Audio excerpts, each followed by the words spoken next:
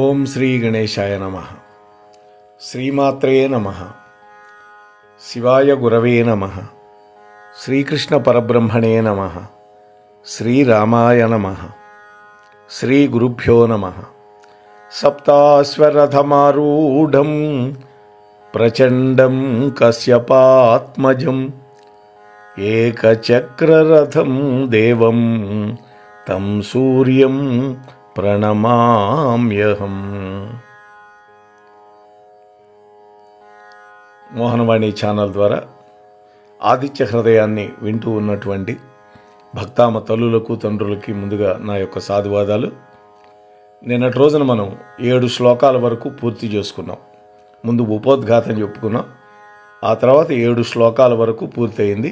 ఈ రోజున 8వ శ్లోకం మొదలు పెడదాం, రెండో భాగంలో.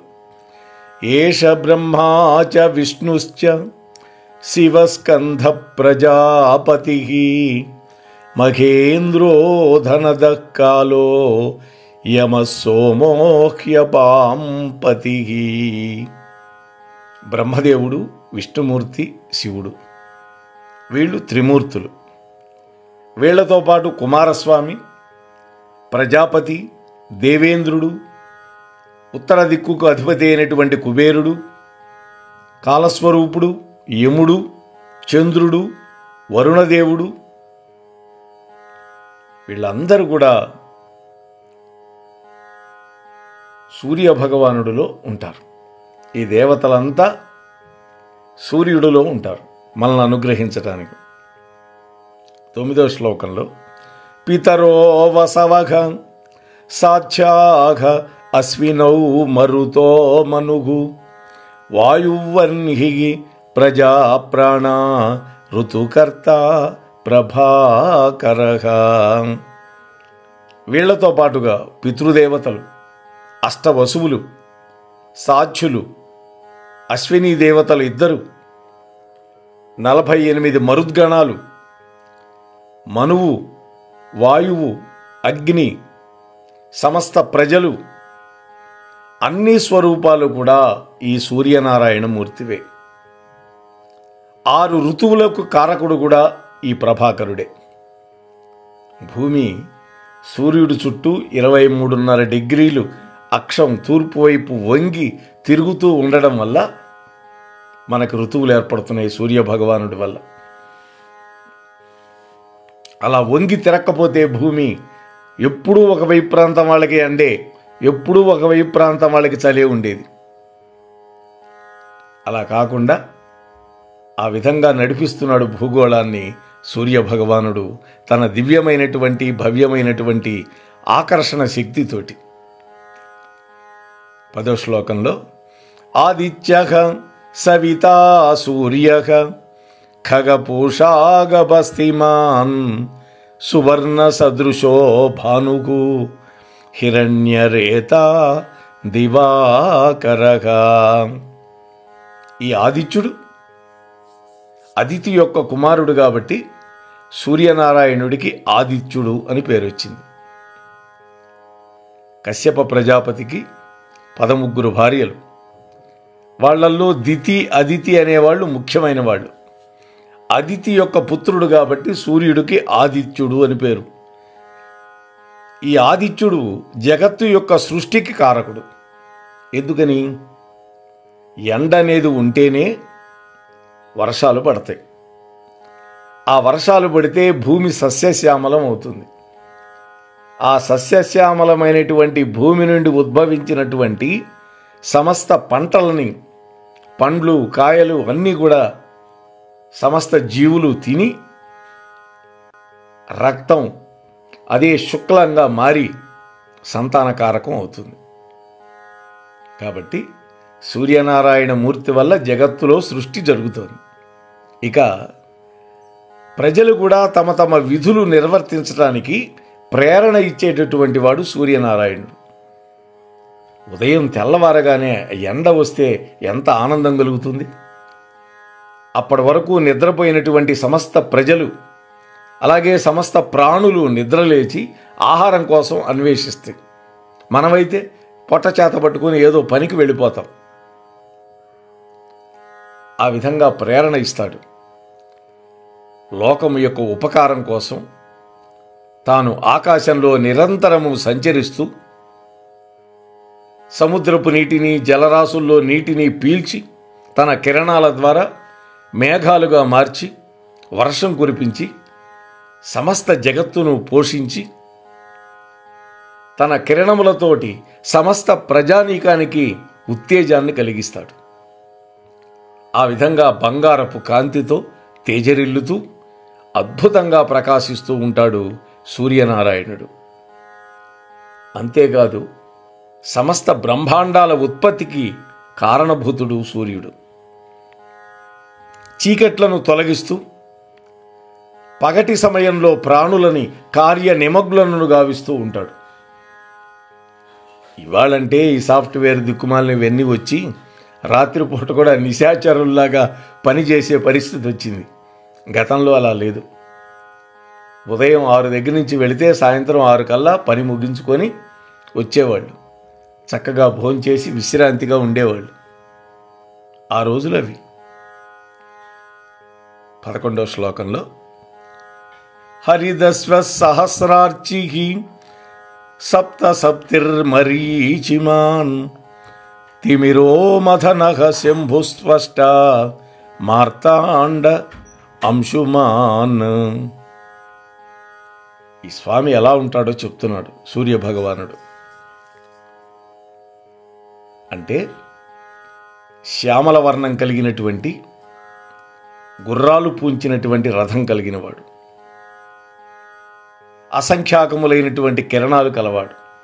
అందుకనే సహస్ర కిరణుడు అంటారు. సహస్ర అనగానే 1000 అనుకుంటాం మనం. సంస్కృతంలో అనేక అని అర్థం సహస్ర అంటే. ప్రక్కనే ఉండిన మొదటి శ్రోత నా భార్య అందించింది ఈ మాట చూడండి, క్షమించాలి. సప్త అనే పేరు కలిగినటువంటి రథాశ్వాలు కలిగినవాడు. అంటే 7 గుర్రాలు 7 రంగులకు ప్రతీక అని పెద్దవాళ్ళు చెబుతారు. అంటే మనం సైన్స్లో చదువుకున్నాం విబ్జిఆర్ అని. తెల్లటి కాంతి సప్త వర్ణముల మిశ్రమము అని. ఒక డిస్క్ మీద 7 రంగులు చిత్రించి ఆ డిస్కుని వేగంగా తిప్పినప్పుడు ఆ రంగులు కనపడవు, తెల్లగా మాత్రమే కనిపిస్తుంది.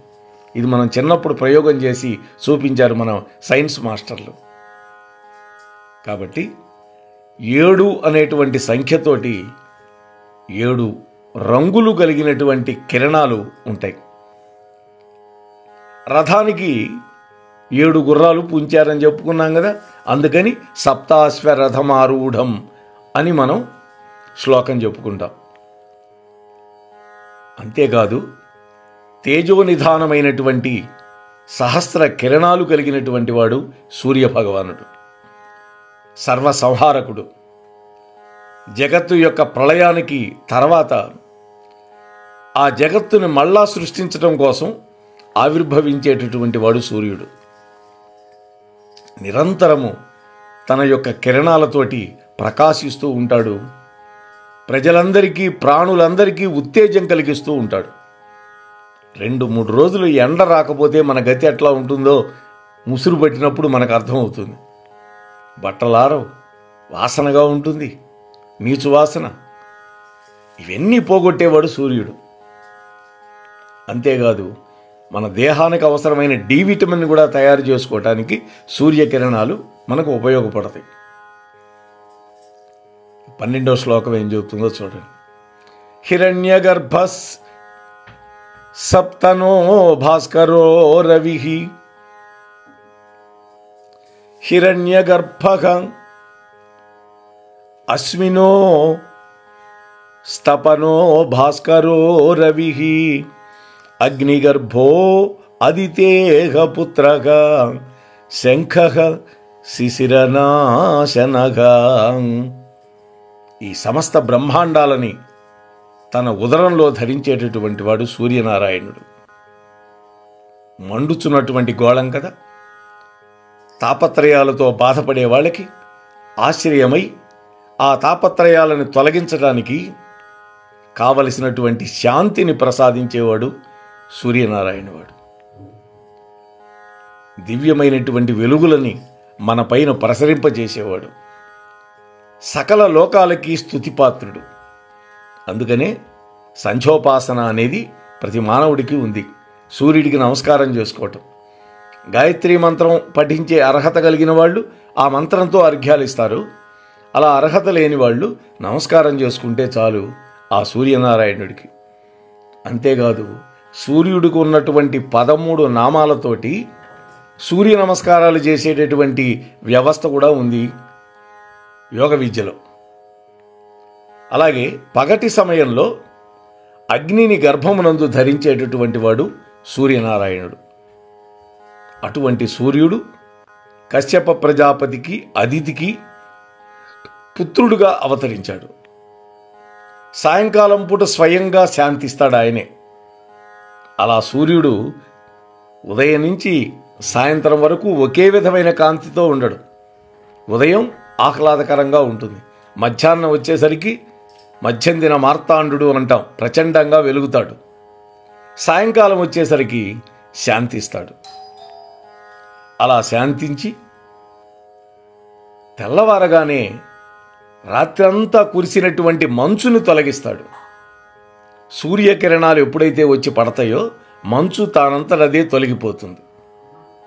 అప్పుడు మనకి దృష్టి పథానికి అన్నీ గోచరిస్తాయి. 13వ శ్లోకంలో వ్యోమనాథస్తమో భేదీ ఋగ్యజు సమపారగ ఘనవుష్టిరపాం మిత్రో వింధ్యవీధి ప్లవంగమఘ. ఆకాశానికి అధిపతి సూర్యుడు. ఎందుకని? సూర్యుడు చుట్టూ మిగతా గ్రహాలన్నీ తిరుగుతూ ఉంటాయి. సూర్యుడు చుట్టూ గ్రహాలలో ఉన్నటువంటి భూమి తిరుగుతూ ఉంటుంది. అలాగే ఒకానొకప్పుడు పాల సముద్రాన్ని మధించి అమృత భాండాన్ని చేజిక్కించుకొని రాక్షసులు పారిపోతూ ఉంటే విష్ణుమూర్తి మోహినీకాంతగా వచ్చి వాళ్ళిద్దరినీ కూర్చోబెట్టి ముందు దేవతలకు పోస్తూ ఉన్నాడు అమృతం. దేవతలకు అమృతం పోస్తున్నాడు. అమృతమయమైనటువంటి దృష్టులను రాక్షసుల వైపు చూపిస్తూ ఉన్నాడు. వాళ్ళు మోహంలో పడిపోయారు. ఇది గ్రహించాడు రాహు అనేవాడు. గబగబా వచ్చి దేవతల రూపం ధరించి సూర్యచంద్రులకిద్దరికి మధ్యలో కూర్చున్నాడు వాడు. అప్పుడు స్వామి అమృతం పోస్తూ ఉంటే సూర్యచంద్రులిద్దరూ సైగ చేశారు విష్ణుమూర్తికి. అప్పటికే పోశాడు. వాడు గొంతు గుటకదాకా పడింది. వెంటనే చక్రంతో వాడి యొక్క శిరస్సు ఖండించాడు. మొండెం ఒకటి కేతువైపోయింది, తల రాహు అయిపోయింది. సింహిక అనేటువంటి రాక్షసి యొక్క కొడుకు. సుందరకాండలో వస్తుంది సింహిక. సింహికా భంజనం చేస్తాడు ఆంజనేయ స్వామి. ఆ విధంగా రాహువు యొక్క శిరస్సు ఛేదించటానికి కారణభూతమైనటువంటి వాడు. అలాగే ఉదయం పూట ఋగ్వేద రూపంలో ఉంటాడు. మధ్యాహ్న సమయంలో యజుర్వేద రూపంలో ఉంటాడు. సాయంకాలం పూట సామవేదంలో రూపంలో ఉంటాడు. వాస్తవానికి వేదాలు 3. అందుకనే వేదాలని త్రయీ అంటారు. ఆ తర్వాత ఈ 3 వేదాల్లో కొంత భాగాన్ని తీసి వ్యాసుల వారు అథర్వణ వేదంగా మరొక వేదాన్ని సృష్టించారు. అలాగే ఘనంగా వర్షాలను కురిపిస్తూ ఉండేవాడు. అందువల్లనే ఆయన ఎండ కురిపించటం వల్ల ఆ ఎండకి ఆవిరై మేఘాలు తయారై వర్షం కురిసి భూమండలంలో జలాశయాలు ఏర్పడుతున్నాయి. కాలవలు, సెలయేళ్ళు, చెరువులు ఇవన్నీ ఏర్పడుతున్నాయి. అంతేకాదు ఆ భూమిలోకి జలం ఇంకి భూగర్భ జలంగా మనం బావులు తీసినప్పుడు మనకి ఉపయోగపడుతూ ఉంది. కాబట్టి వర్షానికి కారణభూతుడు సూర్యుడు అని ఖ్యాతి వహించాడు. అలాగే వింధ్యాచల మార్గంలో అతివేగంగా సంచరించేటటువంటి వాడు. మేరు పర్వతానికి ప్రదక్షిణంగా చేస్తాడు, వింధ్యాచలాన్ని దాటుతాడు. వింధ్యాచలం అనేది ఉత్తర భారతాన్ని దక్షిణ భారతాన్ని వేరు చేసేటటువంటి ఒక పర్వత పంక్తి. అటువంటి పర్వత పంక్తిని దాటి వెళతాడు ప్రతిరోజు. ఒకానొకప్పుడు మేరు పర్వతం మీద కోపం వచ్చి పోటీపడి వింధ్యాచలం పెరిగిపోతే అగస్త్యుల వారు వచ్చి వింధ్యుడి యొక్క గర్వాన్ని అణిచి దక్షిణాపథానికి వెళుతున్నాను, మళ్ళీ నేను వచ్చే వరకు అట్లాగే ఉండమని చెప్పి వెళ్ళాడు. అటువంటి వింధ్యగిరి మీదుగా ప్రయాణం చేస్తూ ఉంటాడు సూర్యనారాయణమూర్తి. మరి అటువంటి సూర్యనారాయణమూర్తి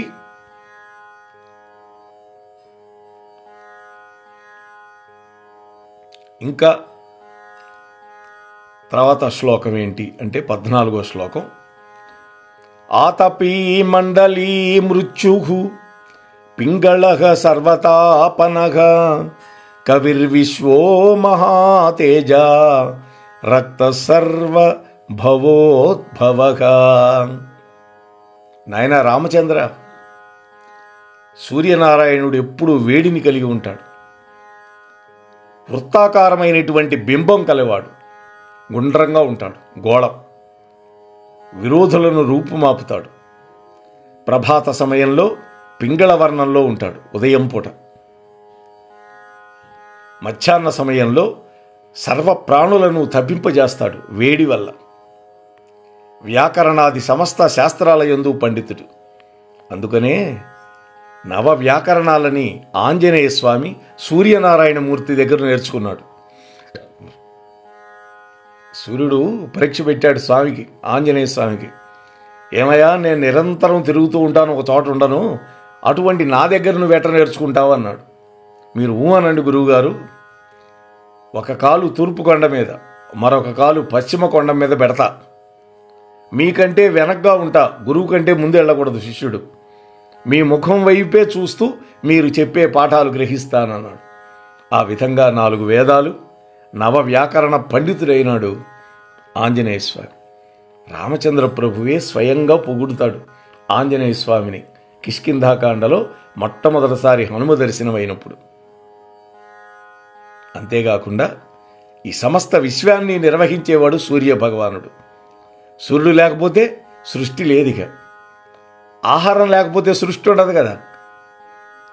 గొప్ప తేజస్సు కలిగినటువంటి వాడు, సకల ప్రాణుల యందు అనురక్తి కలిగి ఉండేవాడు. ఆ అనురక్తి వల్లనే మనమందరూ రక్షింపబడుతున్నాం. అంతేకాదు సమస్త ప్రాణికోటి ఉత్పత్తికి కారణభూతుడు. ఎందుకని? జీవుల ఉత్పత్తి కావాలంటే ఆహారం కావాలి. ఆ ఆహారమే శుక్రం శోణితంగా మారి మన శరీరాల్లో ఉండి సంతానోత్పత్తికి కారకమవుతుంది. అందుకని 15వ శ్లోకం ఏంటంటే, నక్షత్ర గ్రహ తారాణాం అధిపో విశ్వభావనగా తేజసామపి తేజస్వీ ద్వాదశాత్మన్నమోస్తుతే. నక్షత్రాలకి, గ్రహాలకి, తారకలకి అధిపతి అయినటువంటి వాడు సూర్యుడు. నక్షత్రం, తార ఈ రెండిటికి కొంచెం తేడా. మనకి దగ్గరగా ఉండేవి నక్షత్రాలు, ఇంకా దూరంగా ఉండేవి తారకలు. వీటన్నిటికీ అధిపతి సూర్యనారాయణుడు. అలాగే విశ్వం యొక్క స్థితికి కూడా ఆయనే కారణం. అగ్ని మొదలైనటువంటి తేజస్సులకి మించినటువంటి తేజస్సు కలిగిన వాడు సూర్యనారాయణుడు. మధ్యాహ్నం 12 ఆయన వైపు చూస్తే కళ్ళు మూతలు పడిపోతాయి. అందుకని ఎప్పుడు కూడా మధ్యాహ్నపు సూర్యబింబాన్ని చూడకూడదని పెద్దలు చెబుతారు. అంతేకాదు 12 రూపాలతో విలసిల్లుతూ ఉంటాడు. వీళ్ళనే 12 ఆదిత్యులు అంటారు. ఈ 12 ఆదిత్యులతో ప్రసిద్ధికెక్కినటువంటి సూర్య భగవానుడా, నీకు నమస్కారము అని ఈ 15వ శ్లోకంలో చెబుతూ ఉన్నారు. మరి ఇంకా మనకి 15 శ్లోకాలు ఉన్నాయి. అది రేపటి భాగంలో దాని గురించి చెప్పుకునే ప్రయత్నం చేద్దాం. అంతవరకు మీ వద్ద సెలవు పుచ్చుకునే మీ ధర్మవరపు వెంకటరమణ. ఈ ఛానల్ చూస్తూ ఉండండి, సబ్స్క్రైబ్ చేసుకోండి, లైక్ చేయండి, అలాగే మీ బంధుమిత్రులకు కూడా షేర్ చేయండి, మీ కామెంట్స్ కూడా పెట్టండి. అది మాకు ప్రోత్సాహకరంగా ఉంటుంది అని మీకు మరొక్కసారి మనవి చేసుకుంటూ ఉన్నాను. స్వస్తి. అందరికీ సూర్యనారాయణమూర్తి యొక్క అనుగ్రహం కలగాలి అని ప్రార్థిస్తూ ఉన్నాను. మోహన్వాణి తెలుగు పోడ్కాస్ట్ వింటున్న శ్రోతలందరికీ హృదయపూర్వక ధన్యవాదాలు. వినండి, వినిపించండి, వింటూనే ఉండండి. మోహన్వాణి తెలుగు పోడ్కాస్ట్ మీరు వింటున్నారు. మోహన్వాణి. మా కార్యక్రమాలు మీకు నచ్చితే ఇప్పటివరకు మా ఛానల్కి సబ్స్క్రైబ్ చేసుకోకపోతే వెంటనే ఈ క్షణమే సబ్స్క్రైబ్ చేసుకుని ఆ పక్క నుండే బెల్ బటన్ని మ్రోగించి అందరికీ షేర్ చేసి మీ విలువైన కామెంట్ను కూడా చేసి మమ్మల్ని ప్రోత్సహిస్తారని కోరుతున్నాను.